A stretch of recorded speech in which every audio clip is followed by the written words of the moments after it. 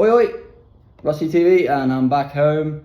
Today we're gonna sample again the Guinness can, but we're gonna compare it with the Guinness extra stout in the bottle.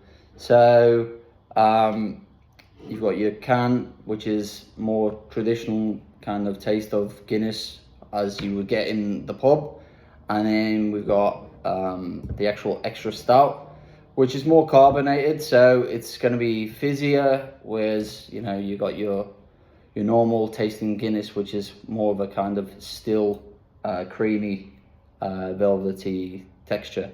So let's get started. I'm gonna open the can first because it takes longer to settle, and all right, let's pour. So we did this previously, and I think it came out pretty good. So again, we're gonna have to use 2 cans because only $4.70 in a can over here in Australia. So we're gonna let that settle to the side. Leave that there. We'll get the other can, the other glass. Twisty. And we're gonna pour this. So you can already see that it's, more carbonated, so a lot more fizzier. And look at that. It doesn't even have, look, you compare the two, you can see that the can is still settling, whereas the carbonated, it's not gonna take long to settle, so we can already,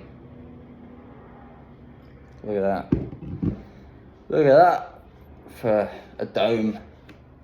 Not bad, but you can see a lot more air bubbles on top because it's carbonated. We'll just give this a little bit more time to settle. But yeah, like this is 6%, the bottle carbonated, whereas you got the can, which is 4.2. So nitrogen with the widget helps it with the actual pour, and you get that more traditional kind of pint in the actual pub, whereas this is like a more traditional kind of stout, which it's like it's got that fizzy kind of carbonated taste with like normal everyday beer. I don't even know if you can get that in the actual pubs. I haven't seen the carbonated bottle version in the pub, but could be wrong. I've never asked for it, so I think we're ready to top this one up.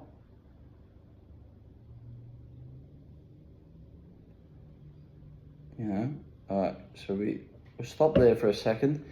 So what I've kind of like thought, we usually say two-part pour, but I think if we let it settle and then top it up again, it's essentially like a 3-part pour, and you get that extra dome on top.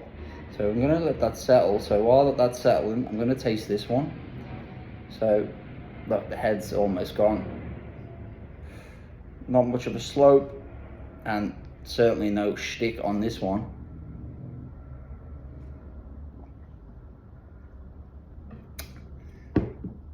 Well, it's a lot stronger, well, percentage wise, but the taste is a lot,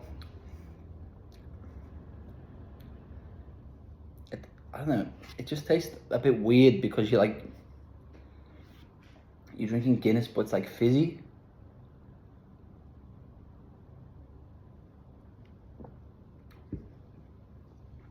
It has got like a strong kind of taste, and it kind of just sits there in your mouth. I'm not sure whether I like the aftertaste. It's just kind of like sits there.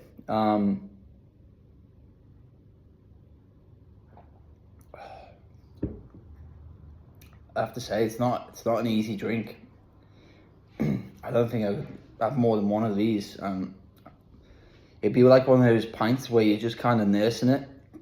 You're not like drinking to enjoy it. You're just kind of drinking for the sake of it. Can't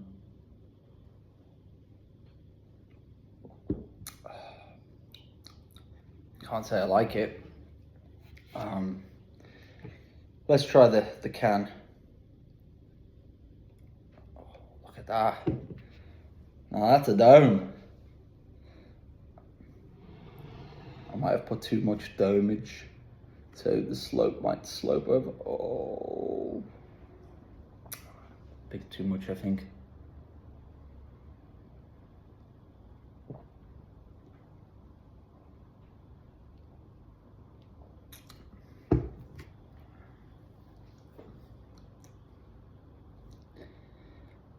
We've made a bit of a mess there, but well, shows that we're doing first take.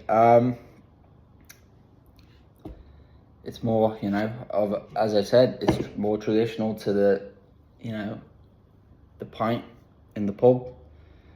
You know, you should never have a can that is better than, you know, a traditional pour in the pub. You know, it's one of those things, you know, like you're at home, you're watching the football, you know, you feel like a Guinness, you don't want to go out, you know, it'll do the job. But as I said, you can't beat, you know, a pint at the pub. I mean, this, like, you know, walks all over this carbonated one. I mean,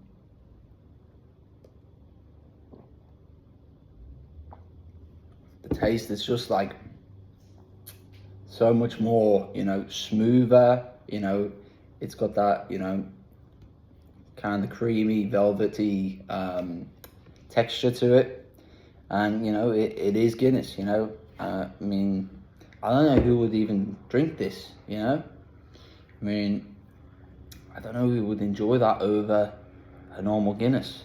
I mean, you can see, look, the shtick isn't the best from the can. I don't know, maybe it was the glass, but the glass was, you know, room temperature, so it was clean.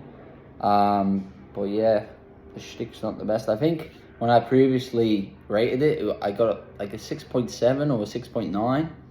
And I'd stick by that. Like, you know, for home, it does the job. I think it was a 6-pack for $24, whereas this is a 3-pack of the long necks for $22. So you're always going to get better value at home when you're buying, you know, from the off license or your local, you know, bottle shop. But yeah, like, I would honestly, I bought this to sample it. I don't think I would buy it again. And yeah, I wouldn't even drink it in the pub. It's really bad. I'd give it like a 2. Honestly, a 2. It's not even that good. I mean, if I went to the pub, I'd rather drink, like, I don't know, Coke than this. It would be such a hard kind of drink to just you know, enjoy at the pub.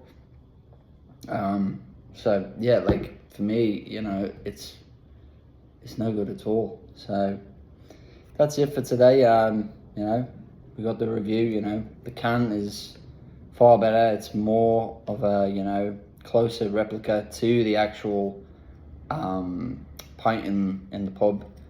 But yeah, that's my take on it, and we'll see you next time.